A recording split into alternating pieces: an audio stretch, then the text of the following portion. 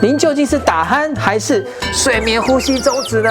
无论是打鼾或者睡眠呼吸中止，简单说就是气道受到阻塞，可能是从鼻腔、鼻咽、口咽、舌根，甚至是腺体等很多因素。但是现在医学上呢，有一个很科学的判定，叫做 AHI。A 就是睡眠的时候，如果说我们的憋气超过10秒，叫做一次呼吸停止。H 呢就是我们进气量不足，那整个数据就是叫 AHI， 它可以帮助医生去评断到底这个严重的打鼾或者睡眠呼吸中止是正常、轻度、中度还是重度。那得到 AHI 的方式，当然我们可以去睡眠中心去做1个晚上的睡眠检测。那有些人呢，真的在睡眠中心睡不着，现在医学上也可以利用所谓的居家云端睡眠监测，加上血氧机去得到相对也是精准的一个睡眠的数据。这样子的话，您就知道你怎么去做下一步的判断了吗？我是冰洋医师，我们下次见。